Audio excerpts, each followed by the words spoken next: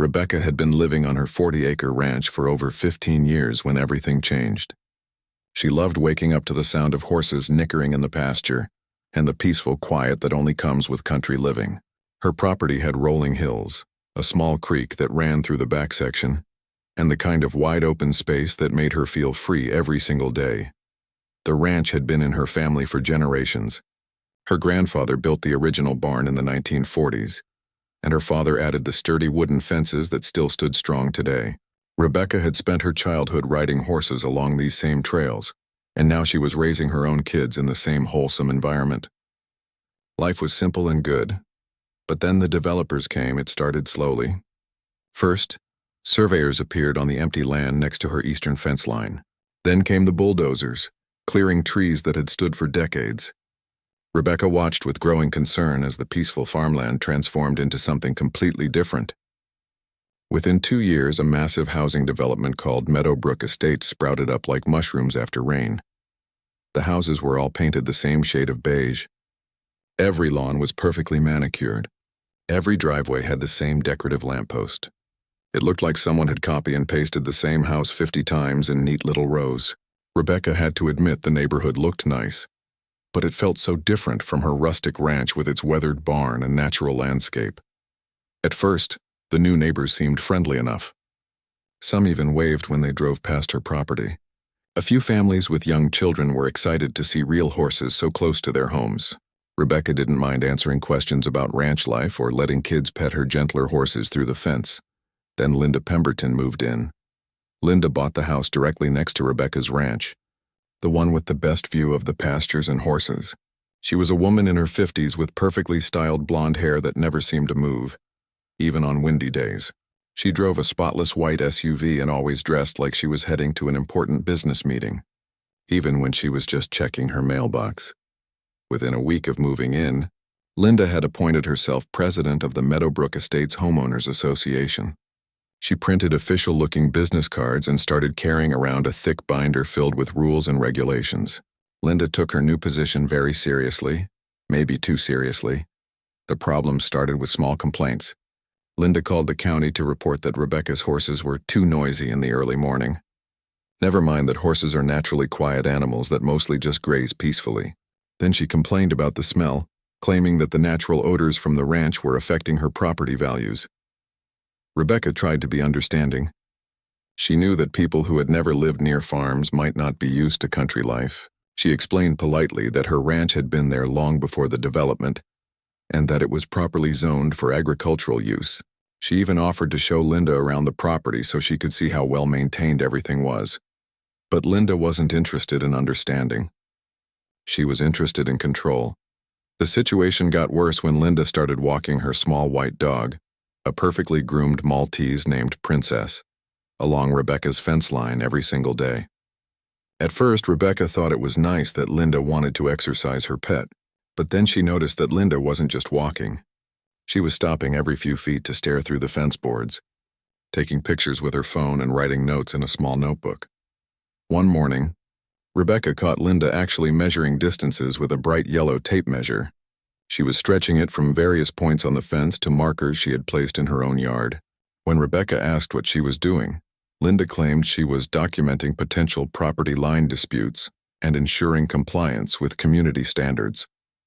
That phrase, community standards, became Linda's favorite weapon.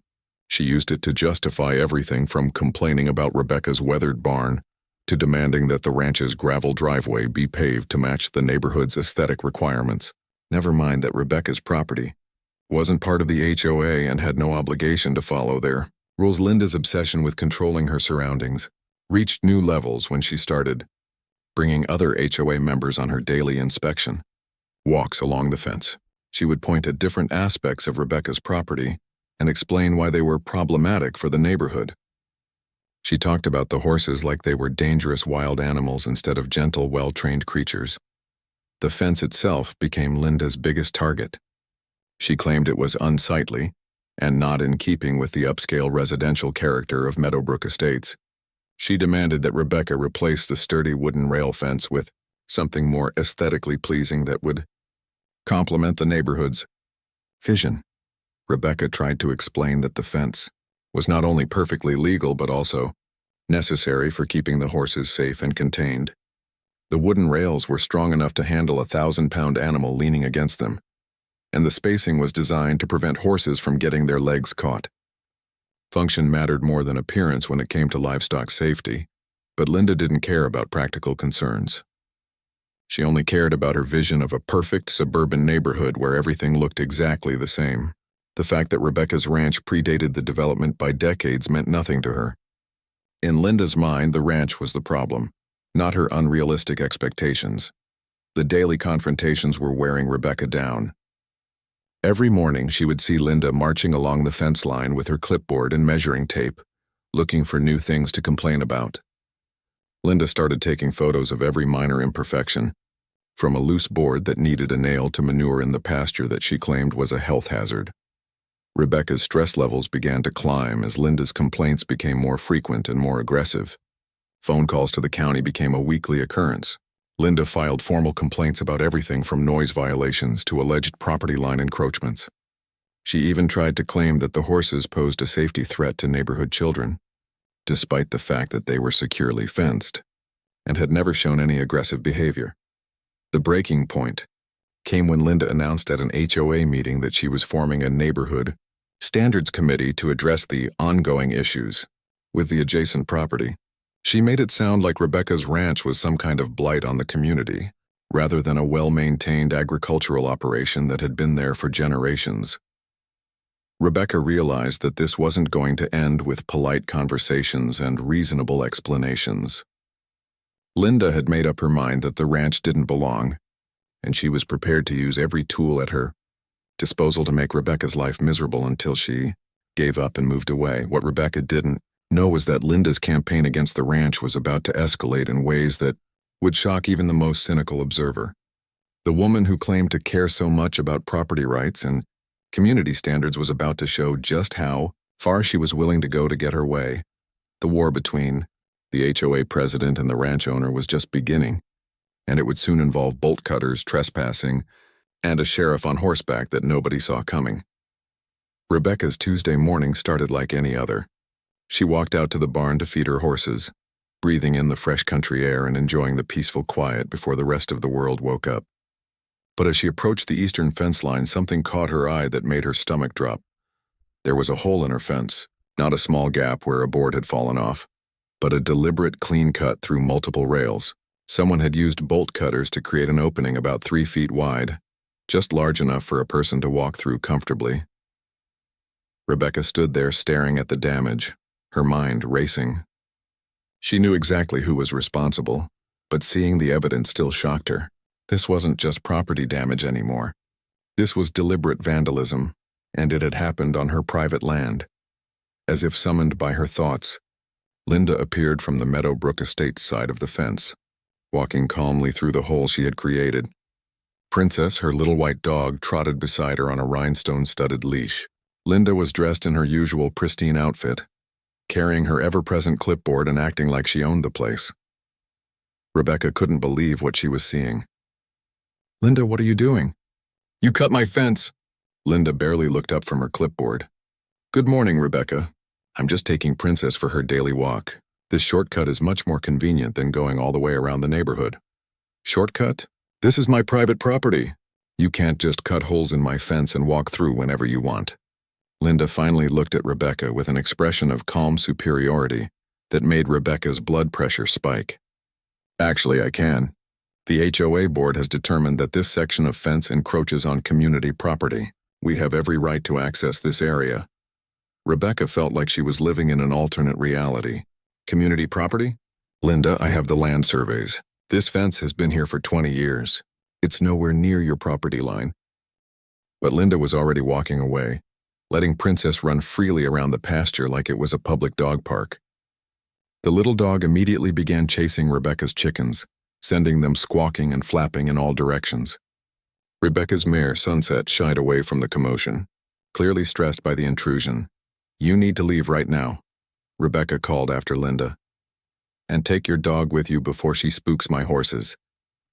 Linda stopped and turned around, her face displaying the kind of fake concern that made Rebecca want to scream. "Oh, I wouldn't worry about that. Princess is very well behaved, unlike some animals around here. The insult was subtle but clear. Rebecca watched in growing anger as Linda continued her unauthorized tour of the property, taking photos and making notes like she was conducting some kind of official inspection. She even had the nerve to examine the barn and make disapproving sounds about its rustic appearance. When Linda finally left through her illegal entrance, Rebecca immediately called the county sheriff's office to report the trespassing and property damage.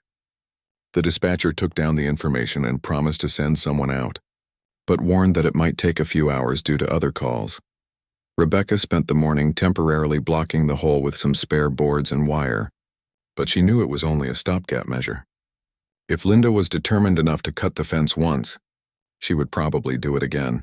She was right.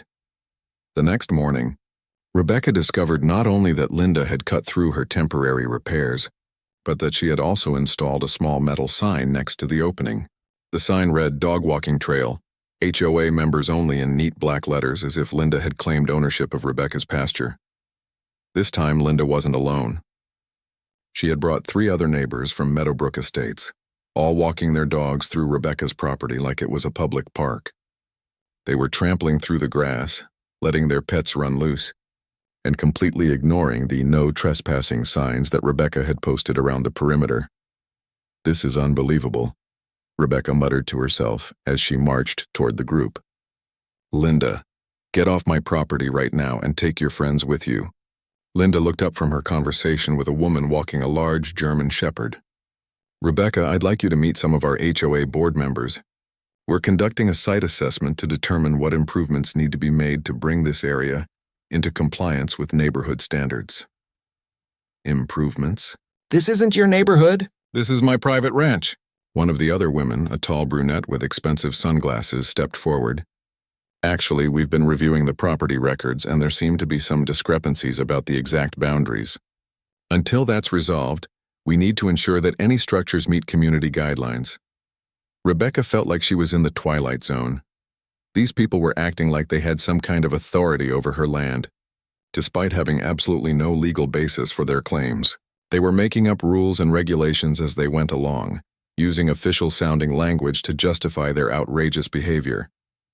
"You people are trespassing," Rebecca said firmly. "I want you off my property immediately, or I'm calling the police." Linda actually laughed like Rebecca had told a funny joke. "Oh, Rebecca, there's no need for dramatics. We're just trying to be good neighbors and help you understand what needs to be done to maintain property values for everyone." The condescending tone was the last straw. Rebecca pulled out her phone and started recording the encounter, knowing that she would need evidence of what was happening. "I'm documenting this trespassing incident. You have 30 seconds to leave my property before I call 911. Instead of leaving, Linda pulled out her own phone and started recording Rebecca. "I'm also documenting this harassment. You're being completely unreasonable about a simple community improvement project." The standoff continued for several tense minutes, with both women recording each other while the other HOA members stood around looking increasingly uncomfortable. Finally, they began to drift back toward the fence opening, but not before Linda made one final inflammatory comment. "We'll be back tomorrow for another assessment. And Rebecca, you might want to think seriously about cooperating with the HOA's reasonable requests. Fighting the community is never a good strategy." After they left, Rebecca immediately called her lawyer and scheduled an emergency appointment. She also called the sheriff's office again, this time demanding that someone come out immediately to file a formal trespassing report. But Linda wasn't done escalating the situation. Over the next few days, she brought increasingly larger groups through the fence opening. There were organized community walks that included children, elderly residents, and even people who didn't live in Meadowbrook Estates but were considering buying homes there. Linda had turned Rebecca's pasture into a tourist attraction, complete with guided tours where she pointed out all the ways the ranch allegedly violated community standards. She brought folding chairs for the elderly visitors and provided bottled water, like she was running some kind of outdoor event. The constant intrusions were affecting Rebecca's animals. The horses became nervous and skittish with strangers constantly walking through their space. The chickens stopped laying eggs regularly due to the stress. Even Rebecca's normally friendly barn cat started hiding whenever the groups appeared. Rebecca tried blocking the opening with heavier barriers, but Linda just cut new holes in different locations. She tried installing motion-activated lights and cameras, but Linda complained to the county that they were intimidating and violated HOA aesthetic guidelines that she claimed somehow applied to Rebecca's property. The legal battle was already beginning, with Linda's attorney sending threatening letters claiming that Rebecca's attempts to repair her own fence constituted harassment of HOA members exercising their legitimate rights. The whole situation had spiraled completely out of control, and Rebecca felt like she was fighting a war against people who had absolutely no shame about their outrageous behavior. What Rebecca didn't know was that Linda's boldness was about to lead to a confrontation that would become legendary in both communities. The HOA president, who thought she could do whatever she wanted, was about to discover that there were still consequences for breaking the law, even when you convinced yourself that you were above it. The next phase of this incredible conflict would involve bolt cutters, a very angry sheriff, and a horse that nobody saw coming. Rebecca's lawyer, Patricia Chen, listened to the whole story with growing amazement.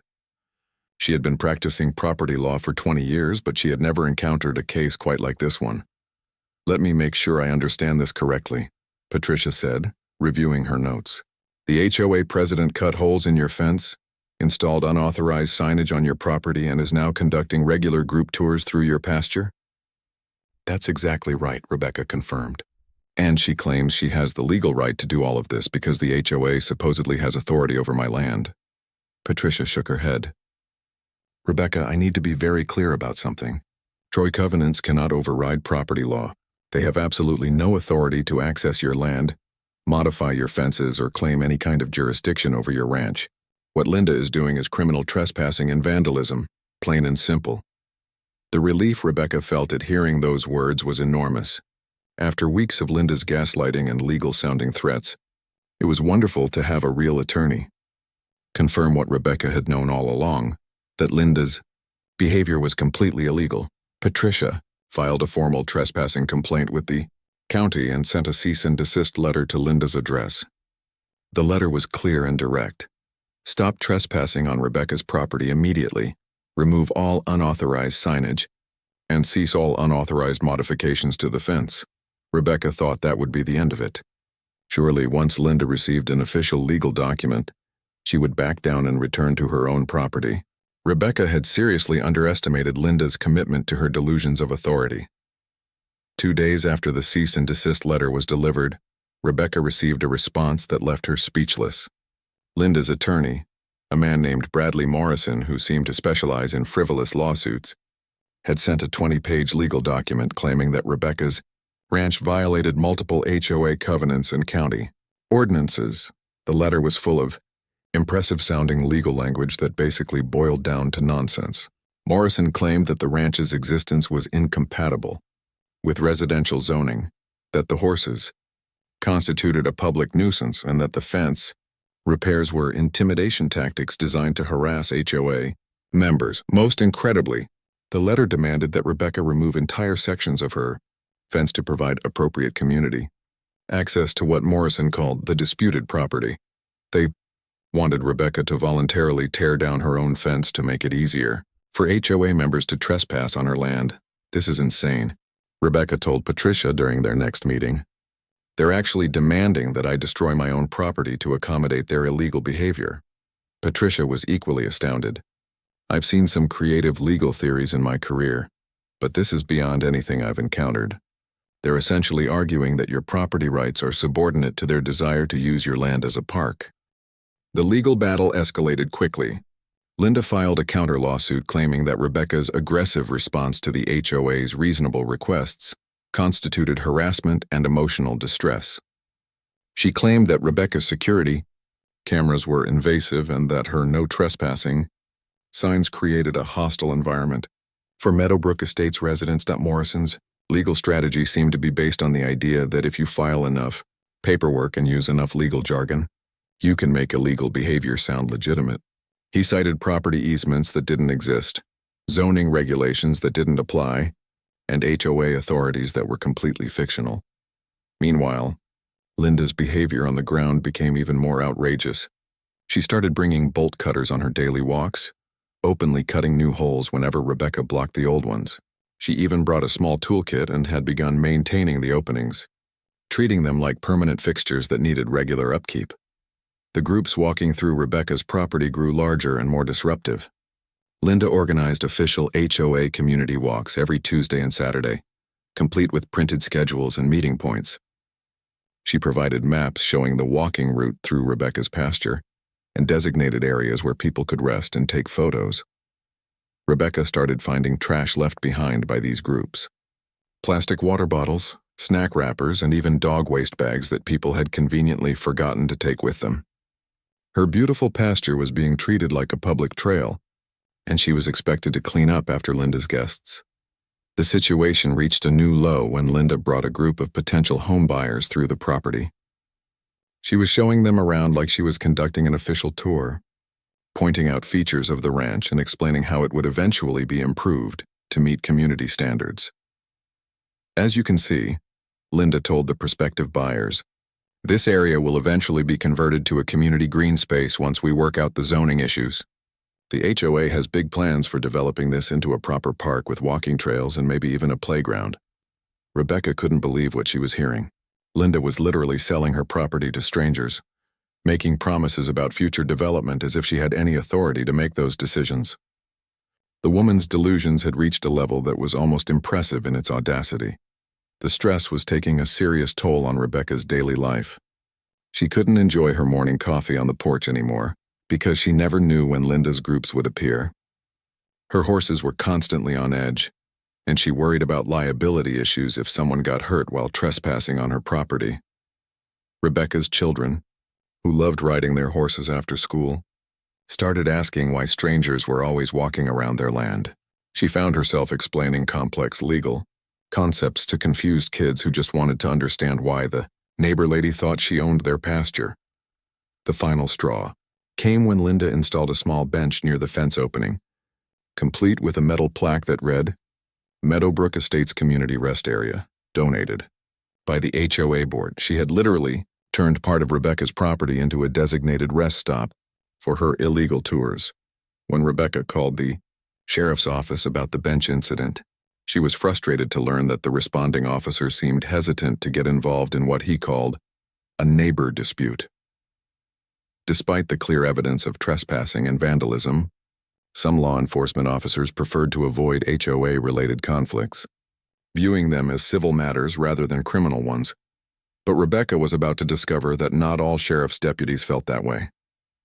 Deputy Rodriguez had been watching the situation develop through multiple complaint calls, and he was getting tired of Linda's entitled attitude.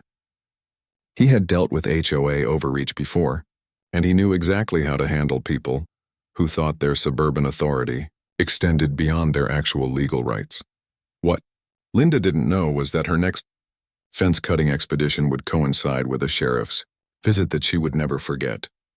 Deputy Rodriguez had a very special way of handling property disputes, and he was about to demonstrate why it's never a good idea to assume that law enforcement will ignore criminal behavior just because the perpetrator carries a clipboard and claims to represent a homeowners association. The showdown that was coming would involve bolt cutters, a very surprised HOA president, and a law enforcement response that Linda definitely wasn't expecting.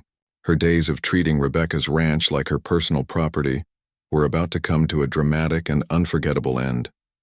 Deputy Rodriguez had been dealing with the escalating fence dispute for 3 weeks now, and frankly, he was getting tired of Linda's attitude.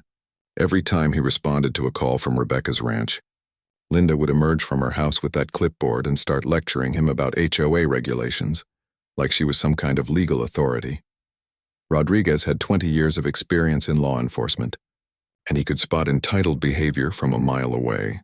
He had seen plenty of people who thought their position in a homeowners association gave them special powers, but Linda was taking it to a whole new level. The woman genuinely seemed to believe that she had the right to cut holes in other people's fences and organize unauthorized tours through private property. The deputy was also a lifelong horseman who understood ranch life better than most. He had grown up on a small farm outside of town, and he still kept his personal horse Thunder at a boarding stable on the outskirts of the county. Rodriguez knew exactly how disruptive it could be to have strangers constantly walking through, pastures where horses were trying to graze peacefully.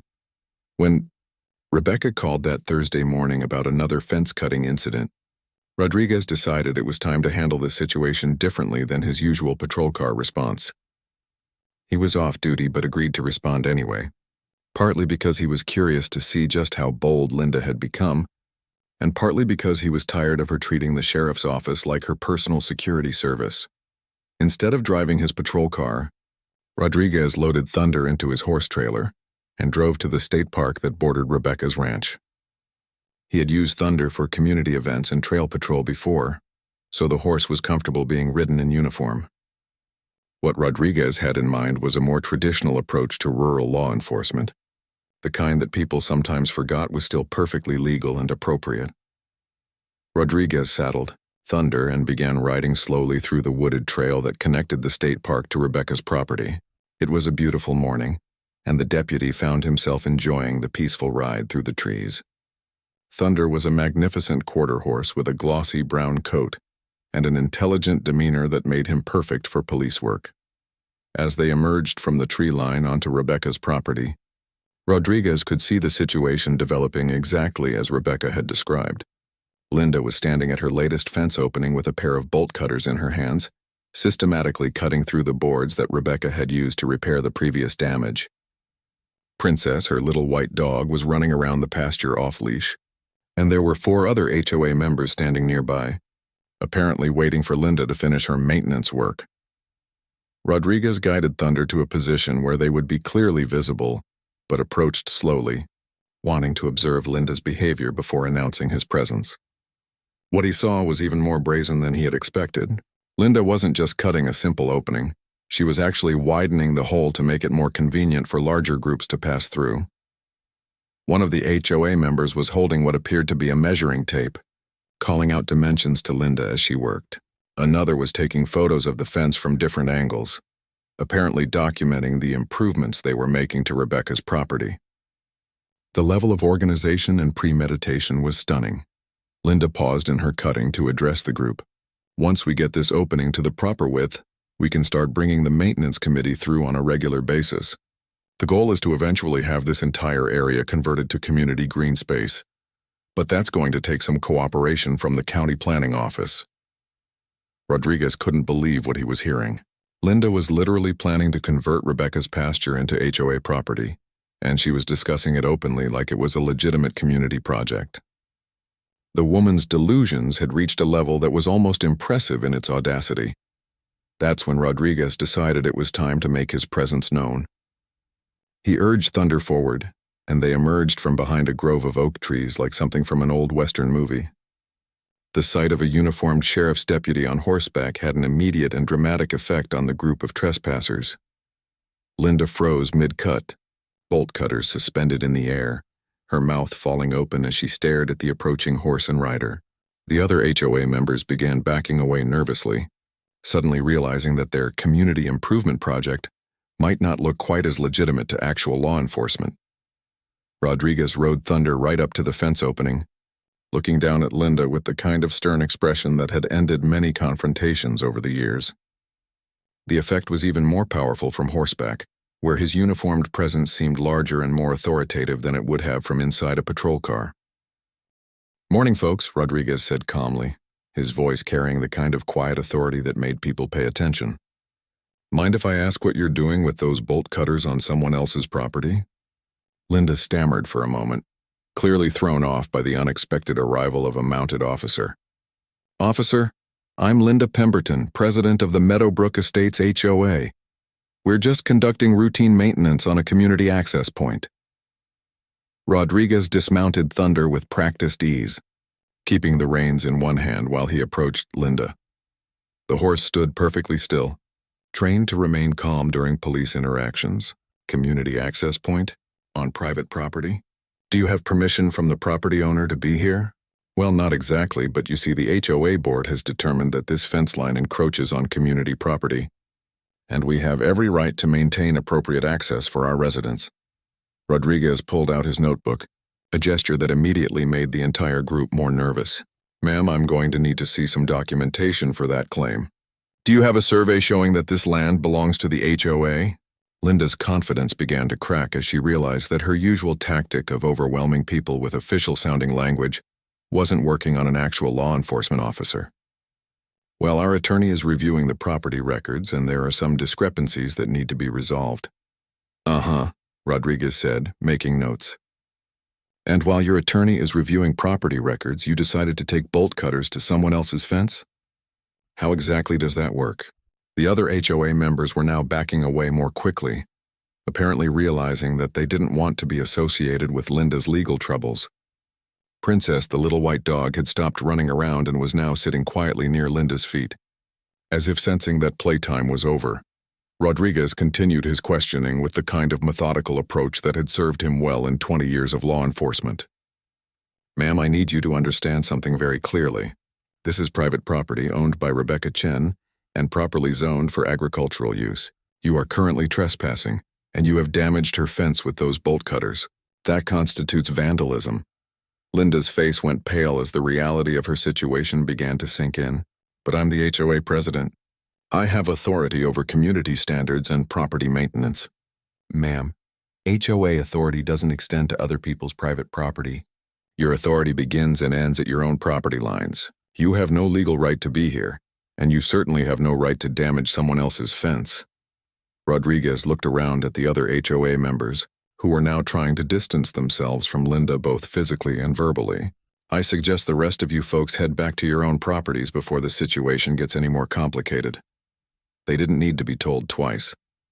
The other trespassers quickly retreated through the fence opening, leaving Linda alone to face the consequences of her actions. Rodriguez turned his attention back to the HOA president, who was still holding the bolt cutters like she couldn't quite believe what was happening. Ma'am, I'm going to need you to put those bolt cutters down and step away from the fence. You're under arrest for trespassing and vandalism. The sight of Linda being read her rights while standing next to a police horse was surreal enough to become legendary. But Rodriguez wasn't done yet. He was about to make sure that Linda understood exactly how seriously the law takes property rights, regardless of what kind of authority someone thinks they have in their homeowners association. The sight of Linda being handcuffed next to a police horse was something that nobody in either community would ever forget. Deputy Rodriguez had handled hundreds of arrests over his career, but this was definitely the first time he had arrested someone for cutting holes in a fence while claiming HOA authority. Linda's face had gone through several different shades of red and white as the reality of her situation sank in. The woman who had spent weeks lecturing everyone about community standards and legal authority was now discovering what actual legal consequences looked like. This is ridiculous, Linda protested as Rodriguez secured the handcuffs. I demand to speak to your supervisor. The HOA has jurisdiction over this matter. Rodriguez remained completely professional as he continued the arrest procedure. Ma'am, you have the right to remain silent. Anything you say can and will be used against you in a court of law. You have the right to an attorney. As he read Linda her rights, Rodriguez noticed that several neighbors from Meadowbrook Estates had gathered along their fence line to watch the proceedings. Word was spreading quickly through the development that their HOA president was being arrested on the ranch property she had claimed to have authority over. Thunder stood patiently nearby, occasionally swishing his tail but otherwise remaining calm during the arrest. The horse had been trained for police work and was used to unusual situations, but even Thunder seemed to sense that this was something special. Rebecca emerged from her house just as Rodriguez was finishing the paperwork. She had heard the commotion and came out to see Linda sitting in the back of the patrol car that Rodriguez had called for backup. The sight of her tormentor finally facing consequences was both satisfying and surreal. Deputy Rodriguez, Rebecca said, approaching carefully. Thank you for taking this seriously. I was starting to think that nothing would ever stop her. Rodriguez nodded toward the damaged fence. Ma'am, what she was doing is criminal behavior, pure and simple. HOA president or not, nobody has the right to damage your property and trespass on your land. As they talked, more details about Linda's elaborate scheme began to emerge. In her purse, Rodriguez had found a detailed map of Rebecca's property with areas marked for future community development. There were plans for walking trails, rest areas, and even a small playground, all to be built on land that Linda had no legal claim to whatsoever. Linda had also been carrying a folder full of printouts from various legal websites, apparently trying to research ways to claim adverse possession or establish easements over Rebecca's property. The level of premeditation was staggering.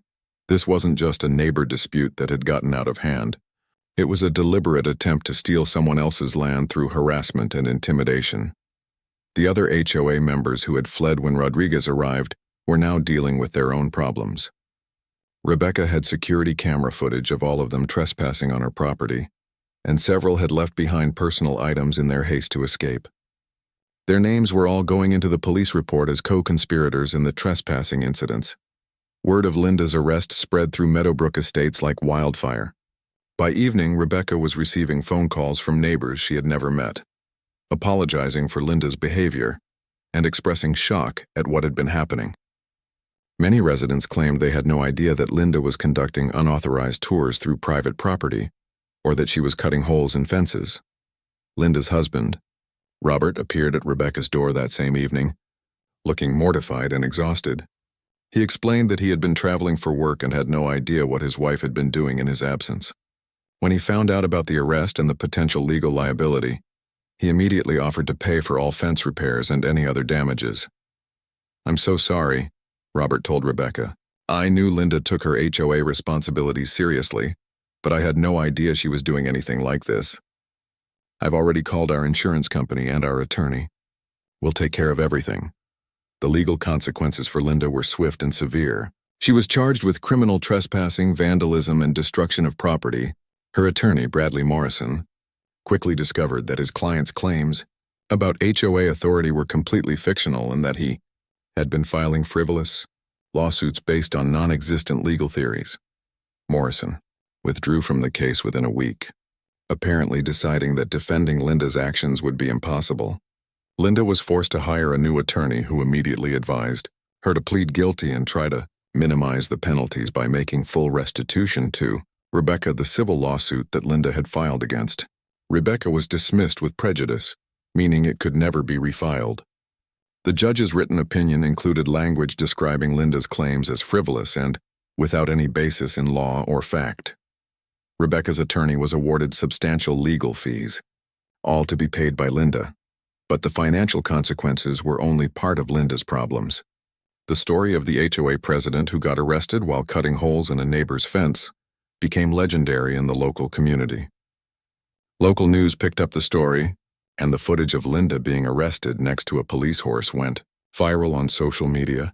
The Meadowbrook Estates HOA board held an emergency meeting and voted unanimously to remove Linda from her position as president.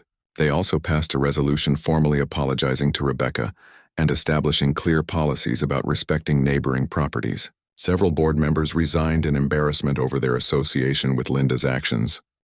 Within 6 months, Linda and Robert's house was on the market.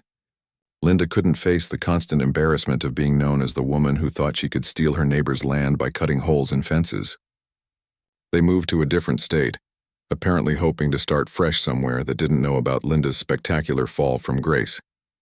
The new HOA president, a retired teacher named Dorothy Miller, made a point of introducing herself to Rebecca with a formal apology and a homemade apple pie. The relationship between the ranch and the development improved dramatically once Linda was no longer around to stir up trouble. Rebecca's ranch returned to its peaceful routine. The horses were no longer stressed by constant trespassers. The chickens resumed laying eggs regularly, and Rebecca could once again enjoy her morning coffee on the porch without worrying about unauthorized visitors. Deputy Rodriguez became something of a local hero for his handling of the situation. The story of the sheriff who rode in on horseback to arrest the HOA president became a favorite tale at community events and barbecues. Rodriguez even received commendations from his department for his creative approach to rural law enforcement. Thunder, the police horse, also gained a measure of fame. Local children started asking if they could meet the horse who helped arrest the fence lady, and Rodriguez began bringing Thunder to school visits and community events, where kids could learn about police, work, and horses at the same time.